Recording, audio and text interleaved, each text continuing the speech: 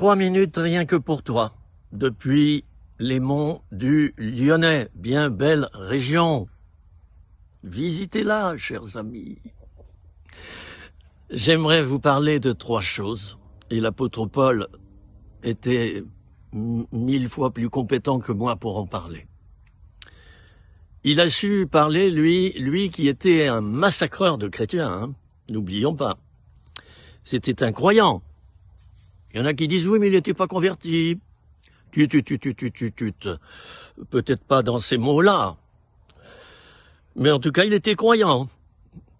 Un juif qui croyait qu'il y a quelqu'un là-haut. Hein, il avait fait déjà des démarches spirituelles. Il n'était pas arrivé jusqu'à la conversion à Jésus-Christ, nous sommes d'accord. L'apôtre Paul écrira, et je vais être court, puisque je n'ai que 3 minutes, l'apôtre Paul écrira dans 1 Corinthiens 13, eh bien, 3 choses demeurent. Ça, c'est à la fin du chapitre. 3 choses demeurent. La foi, l'espérance et la charité. Mais la plus grande de ces choses, c'est la charité. Alors, je vous donne une petite pensée au passage qui va résumer, vraiment, qui va faire une synthèse de ce que je voulais vous dire. La foi, c'est quoi? C'est croire sans voir et croire au moment présent, là. Aujourd'hui, je crois que Dieu est vivant. Ça, c'est la foi. Je ne le vois pas. Je crois. Ma foi, elle est ferme. Ferme assurance. Ferme assurance. Qu'est-ce que c'est que l'espérance, maintenant? L'espérance, eh bien, c'est voir plus loin que la foi. J'ai l'espérance, et j'en suis pratiquement sûr, que je rencontrerai mon Jésus face à face. Vous voyez, j'aurais presque des petites larmes, là. Je me retiens. J'ai l'espérance qu'un jour je vais le rencontrer. Alors, l'espérance, en quelque sorte, c'est la foi, mais qui se projette dans l'avenir. Et l'espérance peut être très, très ferme. Hein? Voilà. Bon, vous avez compris.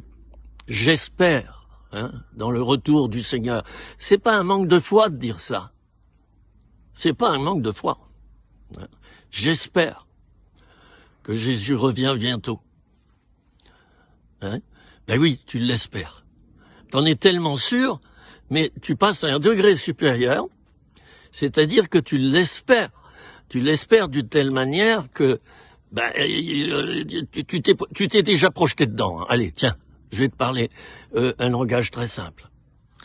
Alors maintenant, l'apôtre Paul, il parle, je vais très vite là, je dépasse mon temps, l'apôtre Paul, il parle de l'amour. Et il dit que la plus grande de ces choses, c'est l'amour. Et c'est vrai que dans l'évangile de Jean, hein, dans un des évangiles de Jean, la définition de Dieu, c'est « Dieu est amour ». Dieu dira à Moïse « Je suis celui qui suis ». Et on a quantité d'autres éléments dans la Bible qui définissent l'identité de Dieu. Et déjà, moi, j'en ai plein autour de moi, hein, en dehors de ma Bible. La nature, les animaux, les êtres humains, le ciel, tout bleu, tout beau aujourd'hui. Hein.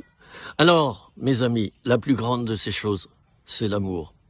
Tu aurais beau être un grand prédicateur, tu aurais beau faire devant des milliers de personnes, des milliers de guérisons, des béquilles s'envolent en l'air, les gens se lèvent de leur fauteuil roulant. Tu fais des congrès, tu fais des manifestations. L'autre jour, j'entendais un serviteur de Dieu qui disait ceci: je fais des manifestations, je fais des rassemblements. Mais écoute, rien ne remplacera le rassemblement de toi et de Dieu. Alors, ce qui compte, les amis, et j'arrête là, c'est l'amour. Donc réfléchis non pas à ta quantité de foi que tu as à l'heure actuelle, non pas à ta quantité d'espérance, mais à ta quantité d'amour dans lequel tu mets tout, tu places tout, car Dieu est amour. Bisous, à très bientôt, 3 minutes pour toi, n'oublie pas, à bientôt.